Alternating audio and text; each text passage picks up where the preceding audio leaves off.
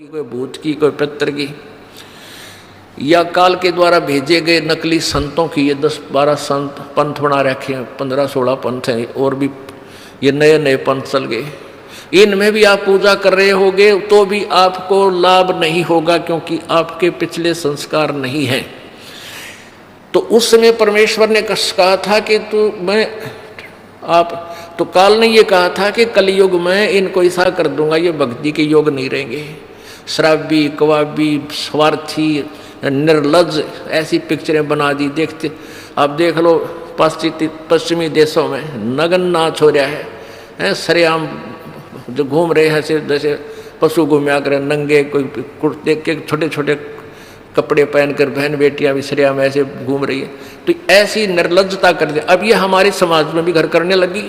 पहले ओठों पर लिपस्टिक, ये नाखून पॉलिश और उस तरह के लटक मटक, ये पाउडर चटक मटक, ये कोई बहन बेटी हमने करती नहीं देखी।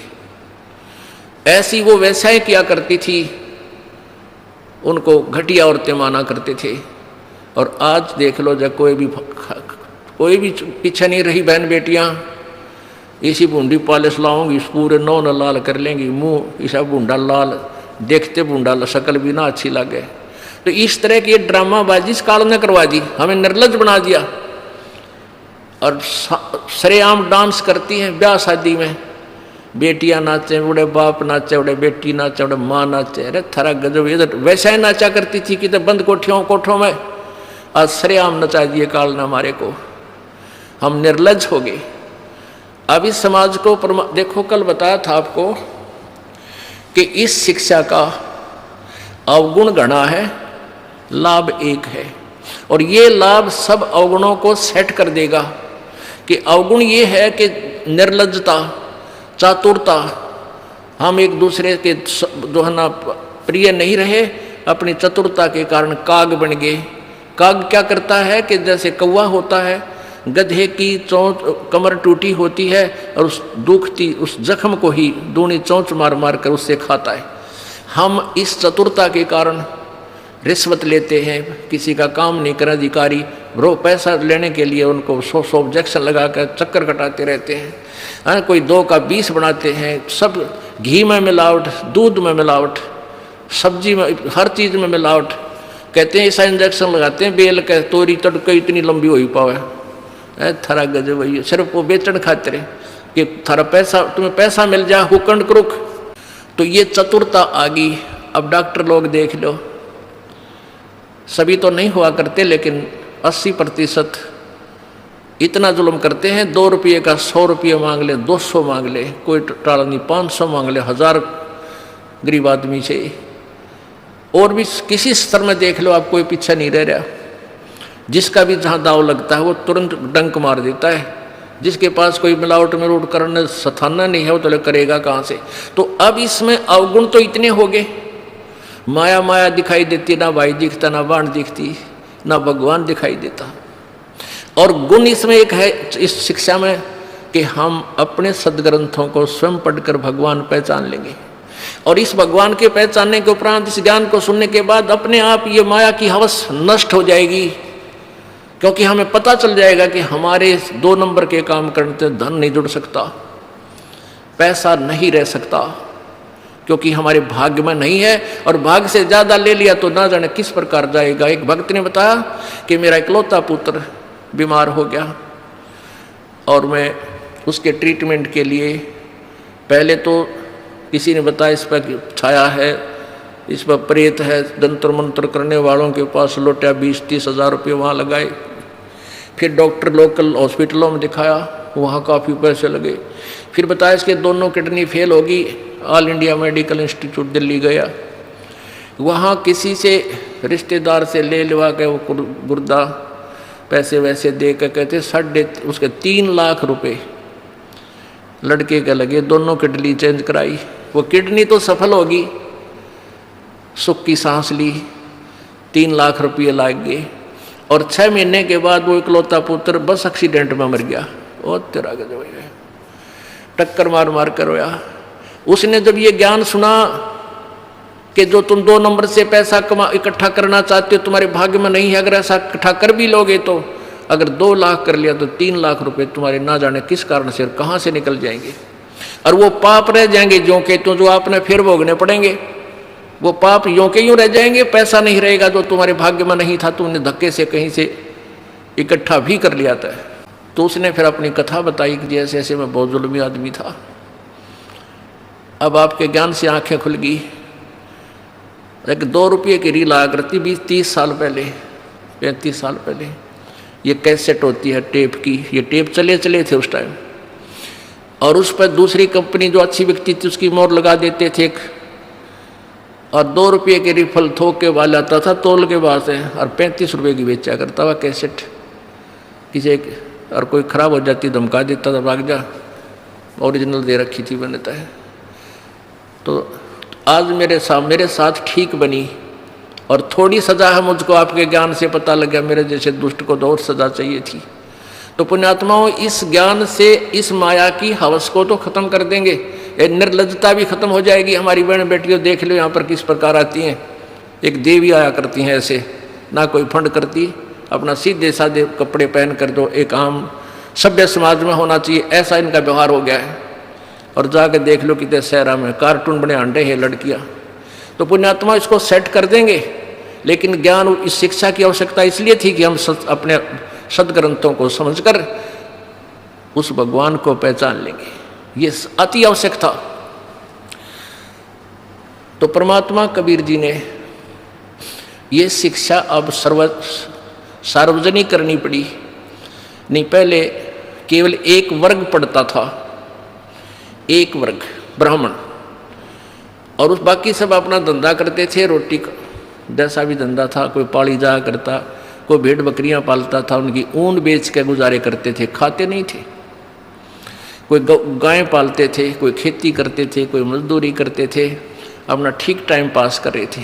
ऐसा ही काम हमने चाहिए था और भगवान की भक्ति साथ चाहिए थी। चाहे कोई आज अफसर है, चाहे गरीब है, अमीर है, मजदूर है, किसान है, चाहे दुकानदार है, अगर वो नेक नीति से काम करे अपना और भगवान की भक्ति करता रहे तो सबका मोक्ष होगा। बुराई छोड़नी पड़ेगी, 2 नंबर का धंधा त्यागना पड़ेगा और समर्पण भाव से प्रभु के चरणों में आपको लगना पड़ेगा। मोक्ष दूर नहीं है। अब आपका सौभाग्य है कि परमात्मा ने अब ये समय सिलेक्ट कर रखा है, पूर्व निर्धारित था कि कलयुग में जब बिचली पीढ़ी आवेगी तब इन अंशों को मैं पार करूंगा। प्रथम पीढ़ी में परमात्मा, प्रथम जो पीढ़ी थी, प्रथम चरण में आज से 600 वर्ष पहले कबीर परमेश्वर प्रकट हुए स्वयं, और उन्होंने वो लीलाएं करके दिखाई जो भगवान किया करता है। जैसी लीलाएं कबीर परमेश्वर ने की, आज हमारे वेद बताते हैं कि वो परमात्मा ऐसे आता है, छोटा सा शिशु रूप धारण करके आता है, फिर उसकी परवरिश कुंवारी गांव से होती है, वो बड़ा होकर के फिर अपना ज्ञान प्रचार करता है, उसको लोग कवि कहने लग जाते हैं, वो एक सुप्रसिद्ध कवि की उपाधि प्राप्त करता है, लेकिन वो परमात्मा होता है और वो ऊपर तीसरे धाम में रहता है, सतलोक में रहता है, और वहाँ से चल कर आता है, गति करके आता है, अपनी प्यारी आत्माओं, श्रेष्ठ आत्माओं को मिलता है। और जो उसकी शरण में आ जाते हैं उनके सर्व रोग, हर तरह के किसी प्रकार की बीमारी है घर में, शरीर में, या कोई और आपत्ति है, कर्म दंड है, उन सब को नाश करके उनको सतभक्ति देता है, सुखी करता है और सतभक्ति करवा के उनको सतलोक ले जाता है। वो था पहला चरण। तो उस समय परमात्मा ने आकर अपनी अमृत वाणी में, सूक्ष्म वेद में, कबीर वाणी में, सच्चिदानंद घन की वाणी में ये सारी सृष्टि रचना, ब्रह्मा विष्णु महेश की उत्पत्ति, ब्रह्म की उत्पत्ति, अक्षर पुरुष की उत्पत्ति और सतभक्ति कैसे करनी चाहिए, कौन है वो परमात्मा जो पाप नाश कर सकता है, ये अपनी महिमा आप ही आकर बताई। आपने कल वेद में पढ़ा कि वो परमात्मा कबीर देव अपने द्वारा रची हुई सृष्टि और सभी देवी देवताओं के जन्म आपकर स्वयं ही बताता है, स्वयं ही ठीक ठीक विस्तार से बताता है, और दूसरा कोई नहीं जान सकता उसकी द्वारा रची हुई सृष्टि को। जब परमात्मा 600 वर्ष पहले आए थे, सन 1398 में आके काशी शहर के एक लहर तारा तालाब में कमल के फूल पर एक शिशु का रूप धारण किया था। वहाँ से नीरू नीमा नाम के 2 मुसलमान जुलाहे थे दंपत्ति, वो उठा ले गए थे प्रभु को। वहाँ लीलावत परमात्मा जब बड़े हुए, जब 25 दिन के हो गए तो उन्होंने कुछ भी आहार नहीं किया था, तो उसमें कुंवारी गाय का दूध परमात्मा ने अपनी ही लीला से एक कुंवारी गाय मंगवाई थी, भगवान शंकर जी को भी प्रेरित करके वहाँ भेज दिया था। ये अलग कहानी है, फिर बताएंगे। तो कहने का भाव ये है कि जब कलयुग में परमात्मा आए, प्रथम चरण में धर्मदास नाम के एक सेठ बांधवगढ़ के रहने वाले बहुत बड़े धनी व्यक्ति थे, वो मिले। वो ब्रह्मा विष्णु महेश के पुजारी थे। जैसे हिंदू धर्म में जन्म होने के कारण हम सभी वैसी ही पूजाएं किया करते थे, इन्हीं भगवानों को सर्वेश्वर मानते थे, पूजा के योग मानते थे। तो जब धर्मदास जी को परमात्मा ने ये ज्ञान कराया, धर्मदास जी ने भी एक हिंदू धर्म की रीति से एक रूपदास नाम के गुरु बना रखे थे। उस रूपदास जी ने जैसा भी उनको ज्ञान फीड कर रखा था वो सारा वो जानते थे। गीता जी का पाठ करते थे, पुराणों को भी एक सर्वधार्य मानते थे। तो परमात्मा कबीर जी ने धर्मदास जी को सभी ग्रंथों में बताया कि इसमें ऐसा लिखा है, इसमें ऐसा लिखा है। अब धर्मदास जी पढ़े हुए थे, उसने देखा सारे सदग्रंथों में ऐसा लिखा है, गुरु जी जो बता रहे हैं सत्य है, लेकिन धर्मदास जी की बात को कोई मानने को तैयार नहीं था। धर्मदास जी ने कहा, प्रभु आपने जो ज्ञान दिया ये मेरे हृदय में समा चुका है और इस ज्ञान को कोई भी सुनने को तैयार नहीं है। रिश्तेदार से कहता हूँ वो भी उल्टा होता है, तो मुसलमान बन गया है, तो देवताओं के बारे में गलत बोलता है, तेरी जीभ कट जाएगी, तेरा नाश हो जाएगा, अब मेरा पीछे पड़ लेते हैं। तब तो परमात्मा बोले, धर्मदास तो ये लाख दुहाई, ये सार ज्ञान की तबार न जाई। ये जो ज्ञान इब्बा मत बताइए किसी ने, धर्मदास तो ये लाख दुहाई, ये ज्ञान अभी ना बताना कि ब्रह्मा विष्णु महेश के माता पिता है, उस वहाँ लिखे और वहाँ लिखा है, अभी रुक जा, तेरे को बता रहा हूँ मैं। नहीं तो ये नकली संत, ये नकली ऋषि, मैं ऋषि आगे ये डोल पीटते पाओगे। और सत्य कलयुग के अंदर इस काल से मेरा वचन है कि पिछली पीढ़ी में इनको मैं ये सारा खजाना दे दूंगा अपने बच्चा तक, और ये सारे नकली संत फेल होंगे उस समय जा करके जो गीता और वेदों और पुराणों के आड़ में रोटी खा रहे हैं। तो तब मेरे बच्चे मुझे पहचान लेंगे। अब तो इसका जिक्र मत करना कहते हैं। धर्मदास तो ये लाख दुहाई, पुण्यात्माओं इतना बढ़िया ज्ञान मिले पाछे के डट्या जा आदमी, उसने बता दो कसूती ललक उठा। अब आप हो, आपको जब ज्ञान हो जाता है, अपना मोक्ष तो आप भूल जाते हो, मेरा तो मोक्ष होगा ही होगा, फिर भाई को, बहन को, रिश्तेदार को, सबको सुनाने की चेष्टा करते हो, ऐसी उमंग भर जाती है, ऐसी प्रेरणा होती है, स्वाभाविक है और यह होनी भी चाहिए। लेकिन धर्मदास को परमात्मा ने रोक दिया था कि तू बस जिक्र मत करना। धर्मदास तो लाख दुहाई, ये सार ज्ञान मूल ज्ञान की तबार न जाई। मूल ज्ञान बाहर जो पढ़ी या बिचली पीढ़ी हंसनी तरही, और मूल ज्ञान को जब तक छुपाई तब तक छुपाई जब तक ये द्वादश पंथ ना मिट जाए। अब ये सारे पंथ खत्म हो लिए, कंडम हो लिए। इन सभी पंथों की आज तक जितने भी पंथ थे सबके द्वारा लिखी हुई अनुभव की पुस्तकों को इस दास ने पढ़ा, और वेदों के ज्ञाता जो समझे जाते थे उनके अनुभव की पुस्तकों को देखा, सब यूजलेस पाई। उनकी सीडी बना दी, उनके फोटोकॉपी बना दी, ऐसे प्रोजेक्टर में दिखा के पूरे समाज में भेज दी कि ये बताते थे। अब ये कह नहीं सकते कि हम ऐसा ज्ञान नहीं देते थे, क्योंकि उन्हीं की पुस्तक उन्हीं के द्वारा दास ने बोलकर सुनाकर सबके सामने रख दी। अब ये सूख जाएंगे, खत्म हो जाएंगे, खत्म हो गए ये समझो, क्योंकि बुद्धिमान समाज है, इस ज्ञान को समझकर तुरंत समझ जाता है कि उन संत के पास कोई ज्ञान नहीं है। अब ये सभी पंथ नष्ट हो जाएंगे। कैसे होंगे? धीरे धीरे, थोड़ा समय लगता है, लेकिन हो जाएंगे। जैसे पहले हम छोटे छोटे थे, वर्षा के दिनों में कहीं खेतों में, किसान के घर जन्म था इस दास का, तो खेतों में जैसे किसी ने आम खाया और फेंक दी गुठली, वो वर्षा ऋतु में फिर वो उग आते थे। वो कहीं किले के बीच में, कहीं कहीं पर ऐसे छोटे छोटे पौधे फूट उगाते थे। हम उनको वहाँ से निकाल कर और एक ऐसे स्थान पर लगाते थे जो फिर खेती करते समय डिस्टर्ब ना करें और पौधे भी बन जा, पेड़ भी बने। तो हम वहाँ से उखाड़ते थे ना, और किसी की नीचे से मिट्टी हट जाती थी, वो जड़, उसकी जड़ें दिख जाती थी, तो यूं कहा करते, तेरा पौधा कोई ना लगे सूखेगा, तेरे पौधे की जड़ राम ने देख ली। तेरे पौधे की जड़ राम ने देख ली सूखेगा, और वो सूख जाता था, क्योंकि वहाँ से पाड़ के लांदे फिर दूसरे खेत में ले जाते, इतना वह माटी जिसके नहीं होती उतना वह पौधा ठीक नहीं, वो रहती नहीं उसके अंदर वह क्षमता, तो वहाँ लगाते तो वो सूख जाया करता, 1 दिन 2 दिन 2 दिन हरा दिखता फिर सूख जाता था।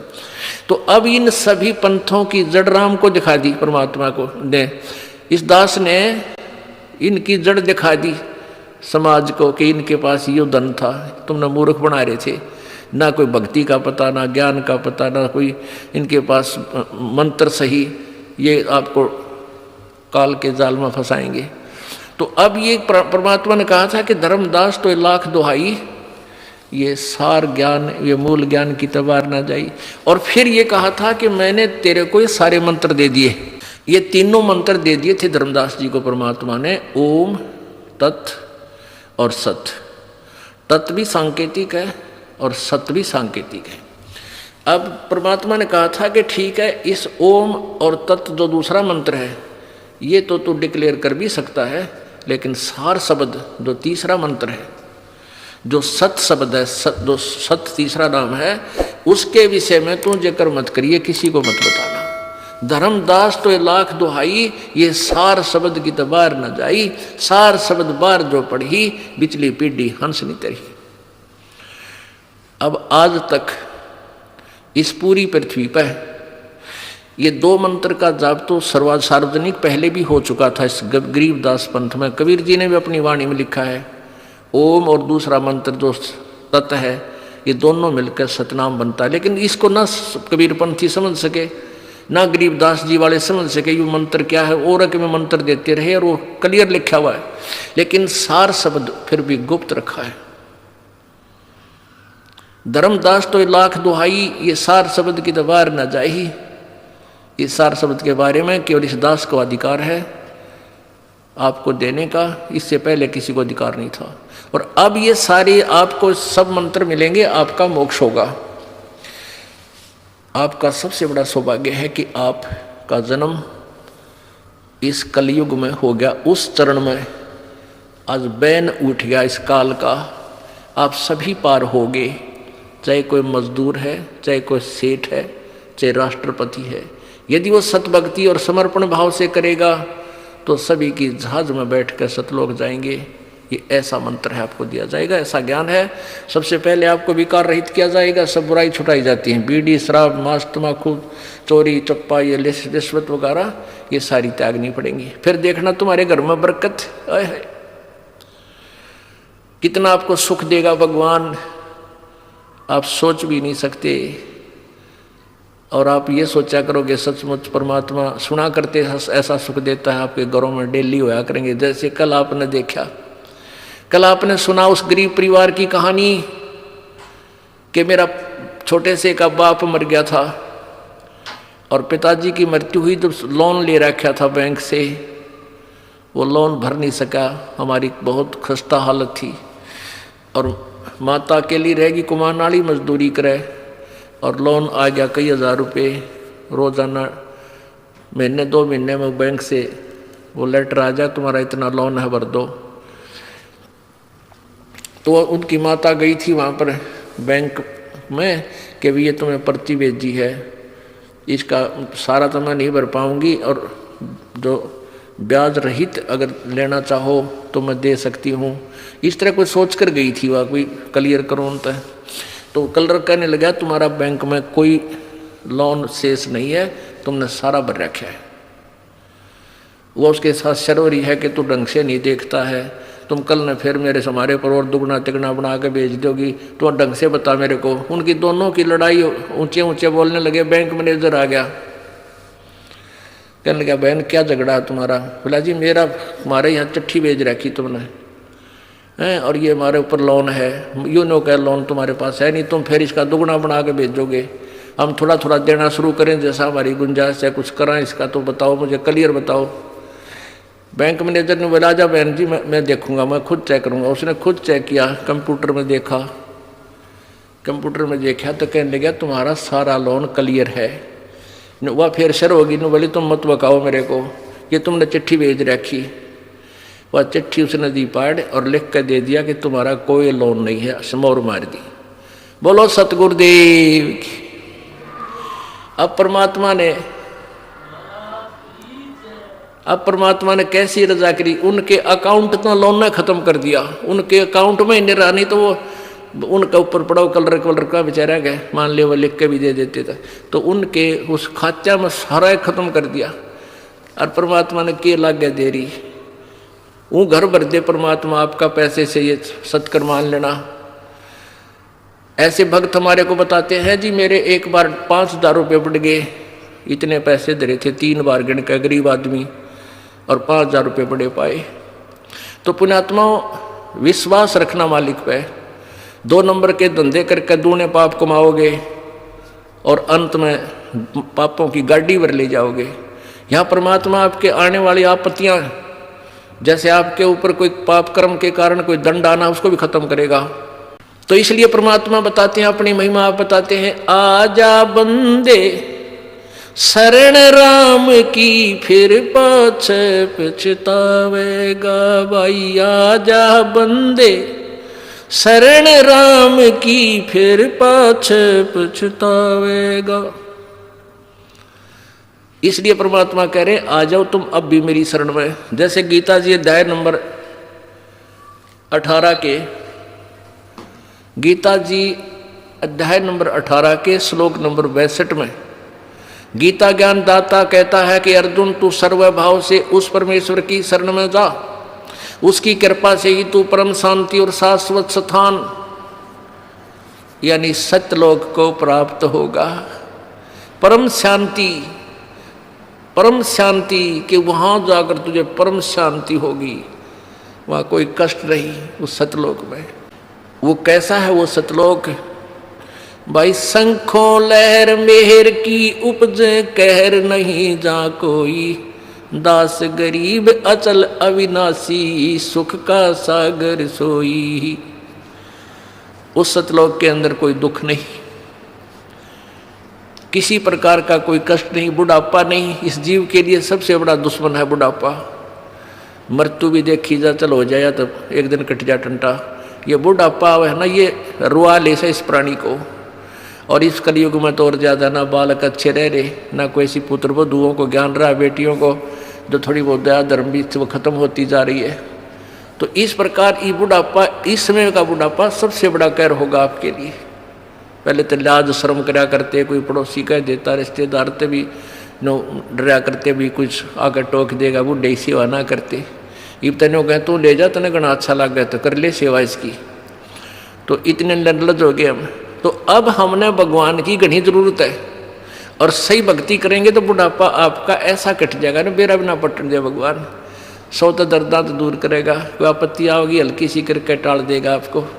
आखिरी सांस तक आपका हाथ पैर चलते रहेंगे, आपको स्वस्थ रखेगा। तो ये बुढ़ापे वाला कहर भी टल जाएगा और सतलोक भी प्राप्त होगा। और इस मार्ग पर कैसे लगना चाहिए?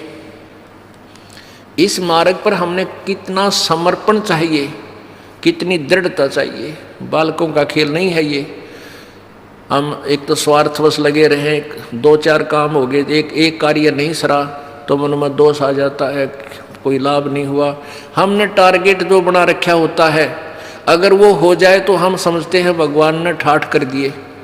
और हो सकता है जिस उद्देश्य से आप परमात्मा से डिमांड कर रहे हो और वो वस्तु आपके लिए आने वाले समय में आपके लिए हानिकारक हो, तो परमात्मा वो आपको देगा नहीं, वो नहीं देगा यदि आप भगवान से की शरण में हो। और आपको वो नहीं देगा क्योंकि मेरी आत्मा को ही बर्बाद कर देगा, लगे लगाए पौधे को नष्ट करेगा। और आप ये सोच लेते हो परमात्मा ने ये हमें लाभ क्यों नहीं दिया, और आप भगवान से दूर हो जाओगे तो आपका दुर्भाग्य होगा। इसलिए ये रह रह कर ज्ञान दिया जाता है कि आप रोगी हो और ये हॉस्पिटल है जन्म और मृत्यु के रोग को काटने वाला। ये वो दीर्घ रोग है जो ना ब्रह्मा से कट सकता, ब्रह्मा का अपना नहीं कटा। विष्णु जी को भी ये रोग है, ब्रह्मा जी को भी रोग है, विष्णु जी को भी मृत्यु का जन्म मृत्यु का रोग है। इस ब्रह्म को भी जन्म मृत्यु का रोग है, पर ब्रह्म को भी है। केवल एक परम अक्षर ब्रह्म है वो परमात्मा। जो जन्म और मृत्यु के रोग को काट सकता है। और वो ये हॉस्पिटल है बरवाला आश्रम, सतलोक आश्रम बरवाला, यहाँ पर उस दीर्घ रोग का ऑपरेशन होता है।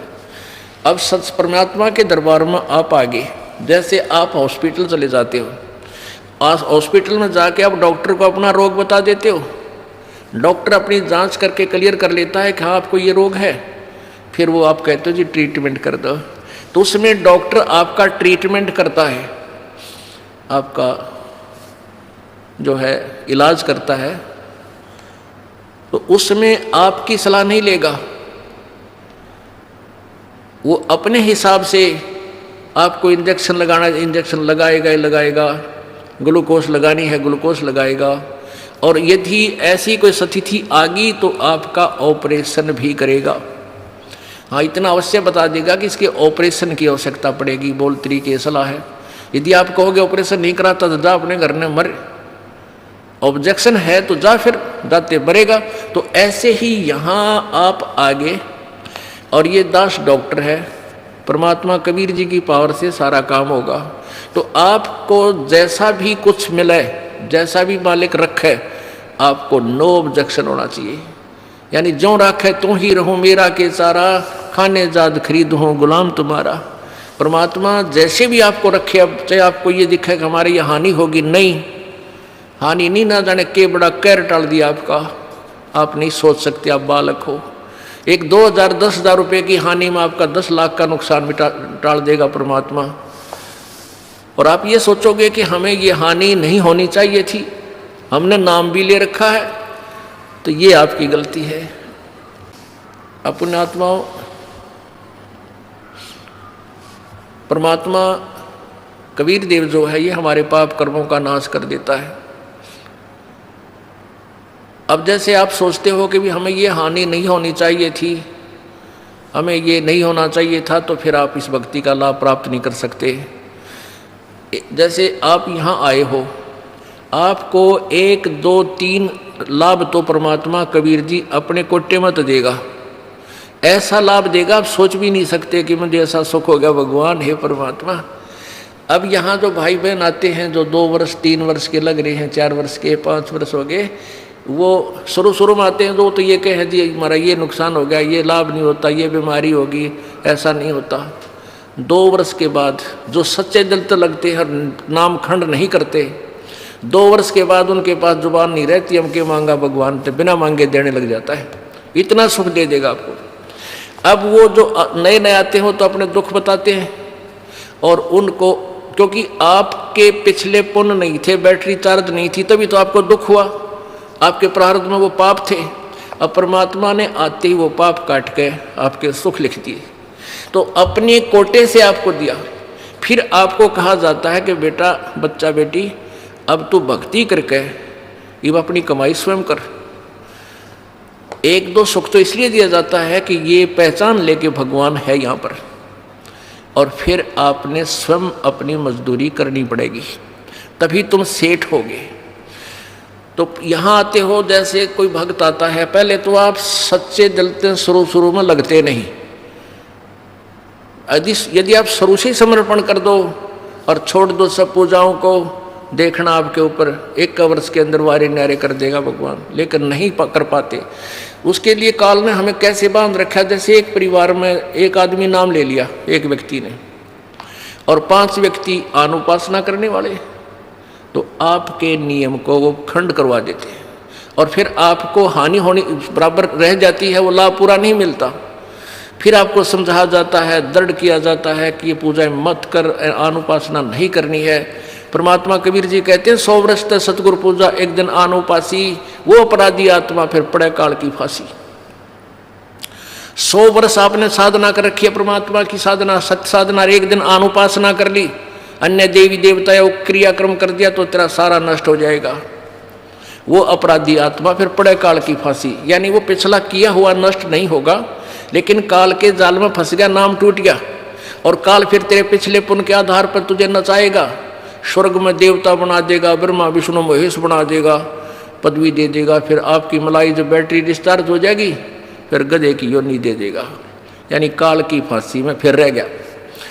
तो ये साधनाएं आपने जो हम बताते हैं शुरू में ही प्रारंभ से ही दृढ़ निश्चय करके आओ, और सब आप आन उपासना को और सब मर्यादा जो आप हमारे नियम को भंग करती हैं इनको तुरंत त्याग दो और फिर देखना। अब जैसे कोई भक्त आता है अनजान जो ज्ञान नहीं समझ रहे, वो कहते हैं जी मेरे को ना 4 महीने हो गए नाम लिए ने, मेरे को 10 महीने हो गए और मुझे कोई लाभ नहीं हो पा रहा, मैंने पाठ भी करा दिया, ज्योति भी बोल दी। उसके 2 कारण हो सकते हैं। एक तो ये है कि आपने बीच में कोई नाम खंड किया हुआ है या आपका नाम खंडित है। जब नाम कनेक्शन कट गया तो पावर आएगी नहीं, तो बिजली नहीं आएगी, तो आपके पंखे चले ना कूलर चले। दूसरा ये कारण हो सकता है कि आप जैसे सर्दियों के मौसम में आपने स्वेटर भी पहन रखी है, जूते भी पहन रखे हैं, और फिर भी आपको सर्दी लग रही है, तो क्या कारण है कि सर्दी घनी है। सर्दी घनी है तो उसका क्या उपाय है कि जर्सी और पहन, और जर्सी से भी सर्दी लग रही है तो कंबल और ले। उसका विकल्प यही है और तरीका नहीं। अब कोई ये कहे कि मैंने स्वेटर भी पहन रखी और फिर भी सर्दी लगती है, क्या फ़ायदा हुआ, मैं तो स्वेटर निकाल कर फेंक देता हूँ, तो वो बड़ी बूझ होगा होता है। अब आपने नाम ले लिया, आपने ज्योत भी चढ़ा दी, ज्योत भी लगवा दी, धर्म पाठ भी करवा दिया, और फिर भी आपके ऊपर थोड़ी बहुत आपत्ति है, तो पाप कर्मों की सर्दी बहुत भयंकर है। यदि देखो आपने कंबल ओढ़ लिया, कंबल ओढ़े हुए हो और फिर भी सर्दी लग रही है, तो क्या उस कंबल को फेंक देने से सर्दी खत्म हो जाएगी? नमूनिया होगा। कंबल ने जितना उसकी क्षमता थी उतना प्रोटेक्शन आपका कर रखा है। अगर ये कंबल भी ना होता इतनी सर्दी में तो नमूनिया हो जाता आपको।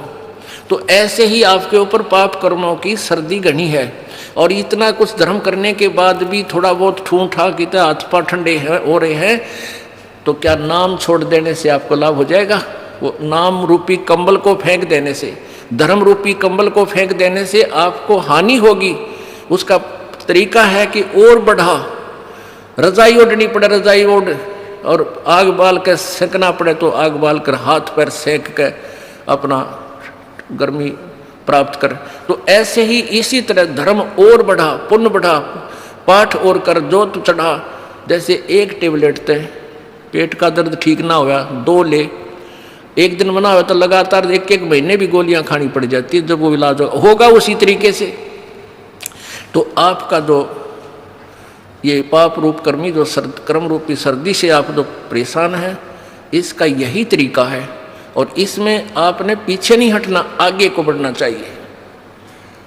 और जिनके ये परमात्मा की खटक लग जाती है उनकी क्या स्थिति होती है। लागी का मार्ग और है, लगे चोट काल जा करके, लगे चोट काल जा करके, लगे चोट काल जा करके ला।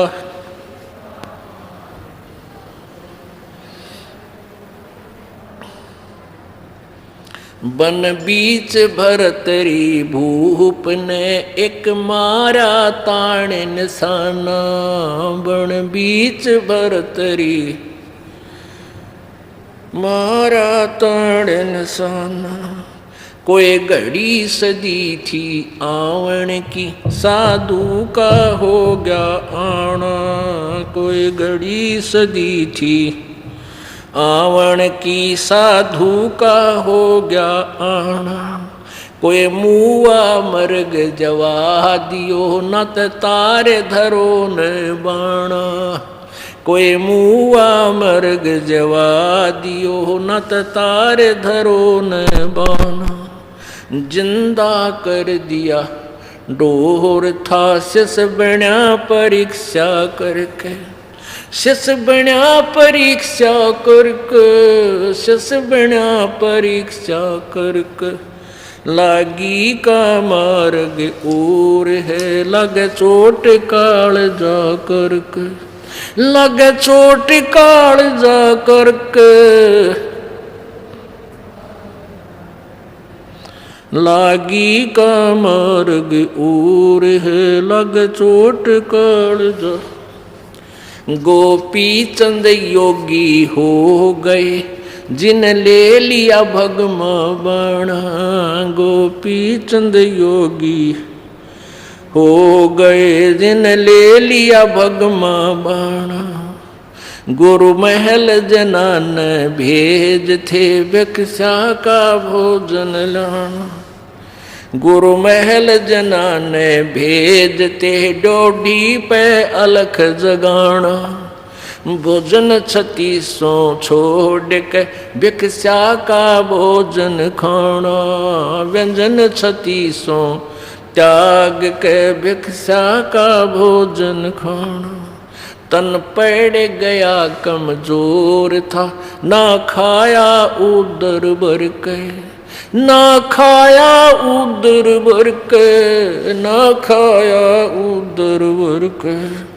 लागी का मार्ग और है लग चोट काल जा करके। लग चोट काल जा करके।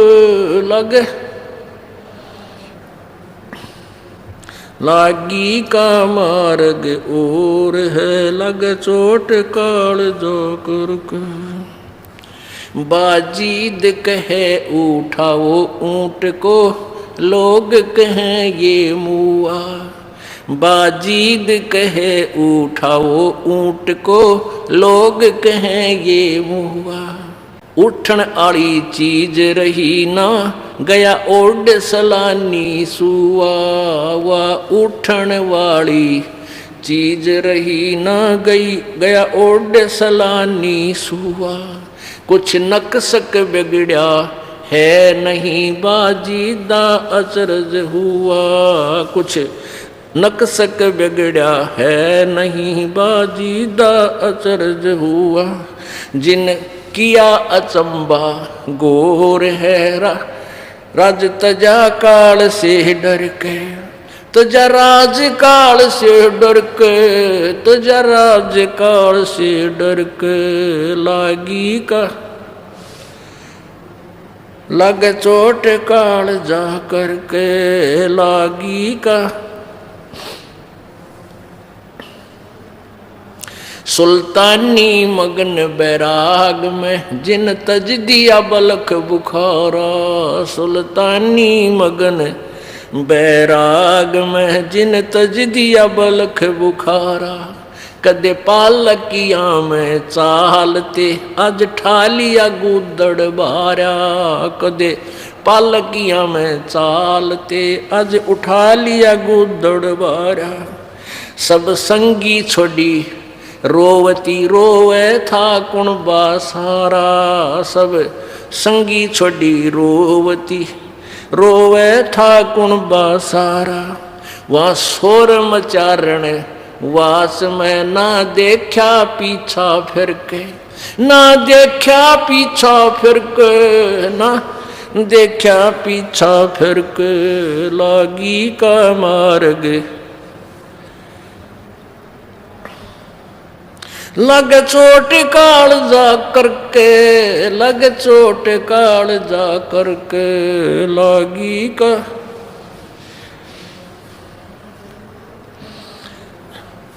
कुएं में शेख फरीद ने किसी मीठी बोली बासा।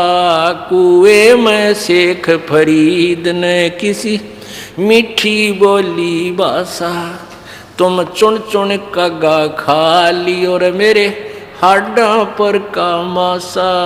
तुम चुन चुन कगा खा ली और मेरे हाडा पर का मासा।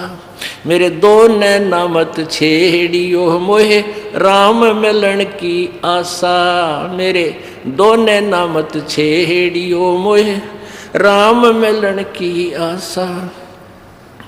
जिन करी तपस्या गोर थी वो होए आश्रय हर के।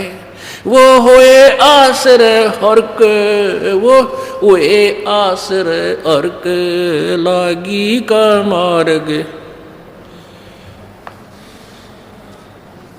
लग चोट काल जा करके, लग चोट काल जा करके लागी का करके लागी का मार्ग जो और है लग चोट काल जा।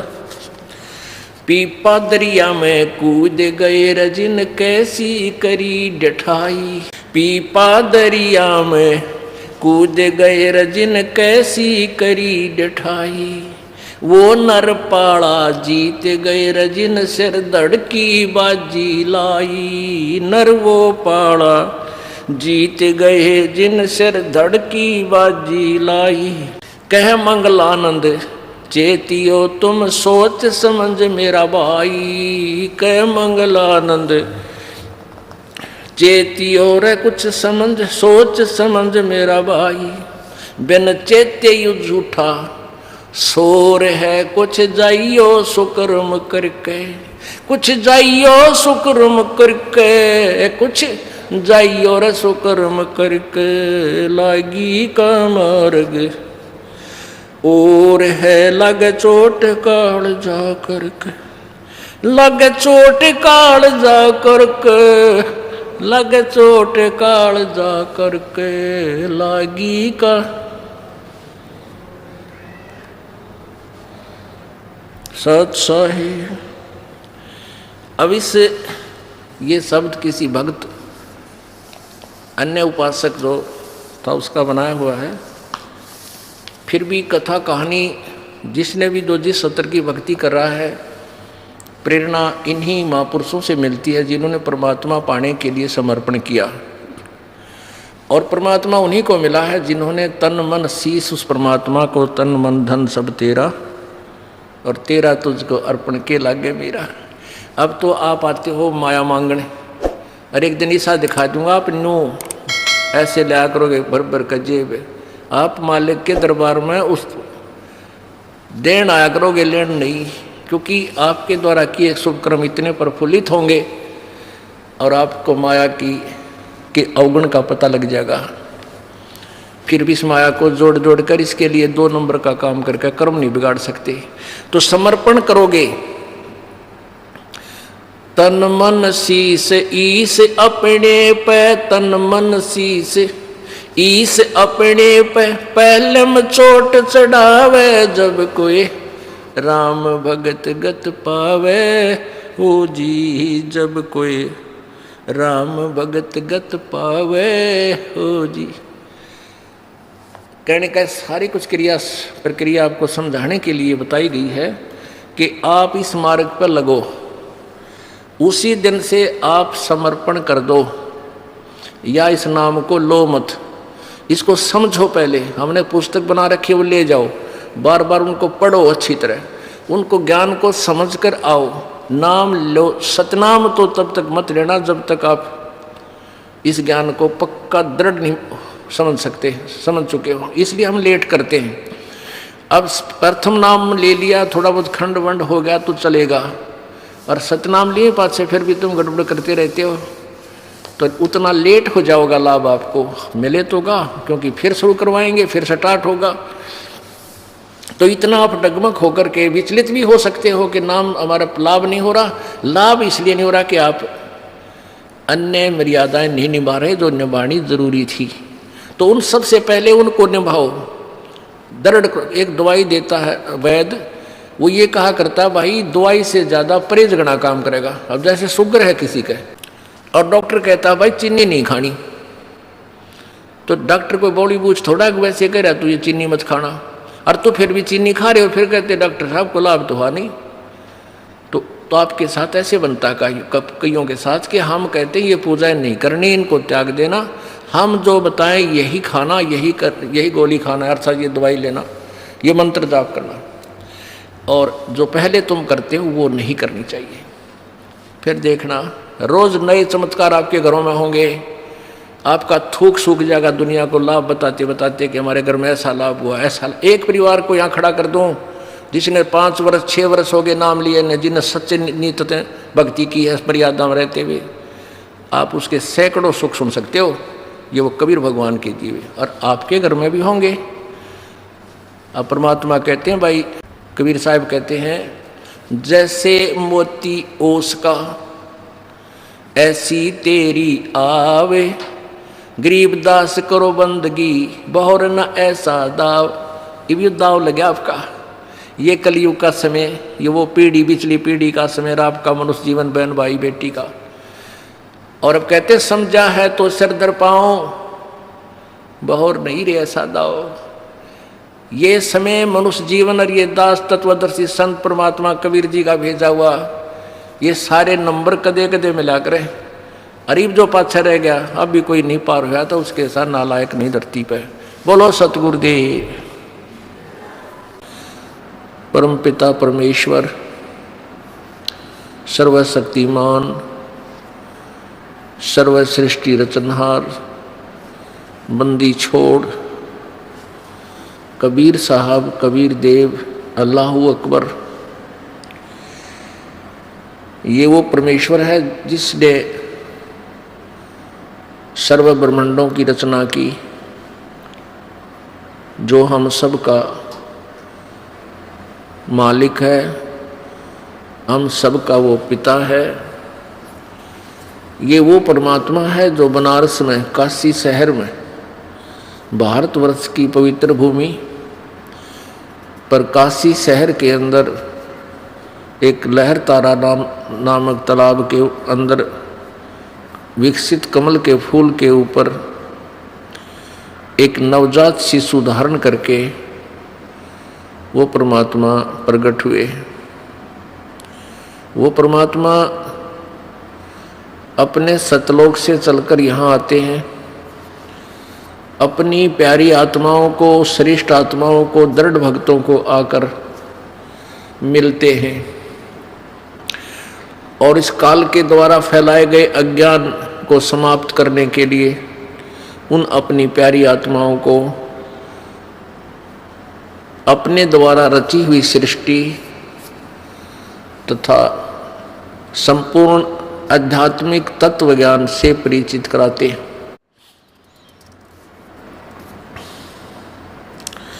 पुण्यात्मा, परमात्मा प्राप्ति कोई कठिन विषय नहीं है, क्योंकि परमात्मा प्राप्ति के लिए मानव शरीर हो, पूर्ण संत हो, पूर्ण संत से उपदेश प्राप्त हो और आपकी सच्ची श्रद्धा और सच्ची लगन हो, अपना दैनिक कार्य स्वाभाविक कर्म करते हुए जिसका जैसा भी कोई कार्य है उसको करते करते आप परमात्मा प्राप्ति कर सकते हो। इसमें जो सबसे कठिन कार्य काल भगवान ने बना दिया वो ये है कि परमात्मा को कैसे पहचाने। जब तक हमें ये दृढ़ विश्वास नहीं होगा कि ये लाल है तो हम उसकी पूरी कीमत नहीं दे सकेंगे। जिसमें हमें ये पक्का विश्वास हो जाएगा कि ये लाल है तो सौदागर उसकी पूरी कीमत देने में आनाकानी नहीं करता। अभी तक हम अपने परमात्मा, अपने मूल मालिक, अपने पिता को नहीं पहचान सके और हम इन ब्रह्मा विष्णु महेश जी, ब्रह्म परब्रह्म, इन्हीं तक के ज्ञान से रंगे हुए थे और हमारी साधना का जो टारगेट था, हमारी साधना की जो अंतिम पहुंच थी वो ब्रह्मा विष्णु महेश, विष्णु और शंकर जी तक ही थी। ब्रह्मा जी को तो हम दंत कथाओं के आधार से रिजेक्ट किए हुए थे कि ब्रह्मा की पूजा नहीं करनी। ऐसा नहीं है, ये भी गलत बात है। ये तीनों एक जैसे, एक ही सतर के, श्री ब्रह्मा जी, श्री रजगुण श्री ब्रह्मा जी, सतगुण श्री विष्णु जी, तमगुण श्री शिव जी, ये एक ही सतर के भगवान हैं। इनकी एक जैसी पावर है, इनके विभागों का अंतर है। जैसे यहाँ विभाग है, जैसे कोई होम मिनिस्टर है तो गृह मंत्री का महत्व ज्यादा है। प्रत्येक व्यक्ति गृह मंत्री को ज्यादा महत्व देता है। और दूसरा कोई वित्त मंत्री है या कोई उद्योग मंत्री है तो उनको ज़्यादा महत्व देते हैं, और एक सैर सपाटा मंत्री हो तो उसकी तरफ विशेष ध्यान नहीं होता, वो उसको हम विशेष महत्व नहीं देते क्योंकि उसका जनसाधारण से कोई लिंक नहीं होता, ना कोई बेनिफिट विशेष वो दे सकता। तो ऐसे विभाग का अंतर है। श्री ब्रह्मा जी रजोगुण विभाग के मंत्री हैं, ये केवल सृष्टि जीवों से ये संतानों उत्पत्ति करवाते हैं, दैट्स ऑल। और विष्णु जी सतिथि रखते हैं और इनको कथित रूप से पालन पोषण का भी कहते हैं, ये पालन पोषण करता है, लेकिन पालन पोषण तो एक ही परमात्मा वो पूर्ण ब्रह्म वही करता है। और शिव जी को इसलिए पूछते हैं कि ये रिद्धि सिद्धि इसके पास है और ये एक आधा खिलौना साधक को दे देता है, फिर उसके आधार से ये सिद्ध पुरुष नाथ ये फिर हल्दी की गांठ प्राप्त करके पंसारी बन जाते, इसलिए इनका महत्व ज्यादा है। लेकिन अन्यथा ये तीनों भगवान एक ही सत्र की शक्ति के हैं। अब सबसे पहले हमने परमात्मा को पहचानना है। वो कौन है? वो परमात्मा जो हमें पूर्ण मोक्ष दे सकता है। वो परमात्मा कहाँ से पहचाना जाएगा? उसको पहचानने के कौन से हमारे पास प्रूफ प्रमाण होने चाहिए जो हमें मान्य हो। उनमें से हम सर्वप्रथम वेदों को महत्व देते हैं। पवित्र हिंदू धर्म के अंदर वेदों का नाम सर्वोच्च है, और कोई भी व्यक्ति ये कहने वाला नहीं है कि वेदों का ज्ञान गलत है। एक आधे कुछ सिरफिरे हैं, वो ये कहते हैं वेद भी तो एक किसी इंसान ने लिखे हैं, व्यास जी ने लिखे हैं, और गीता जी भी तो व्यास जी ने लिखी है, वो भी तो उन्हीं का अनुभव है। और कुछ ये कहते हैं, जैसे विशेषकर राधा स्वामी वाले,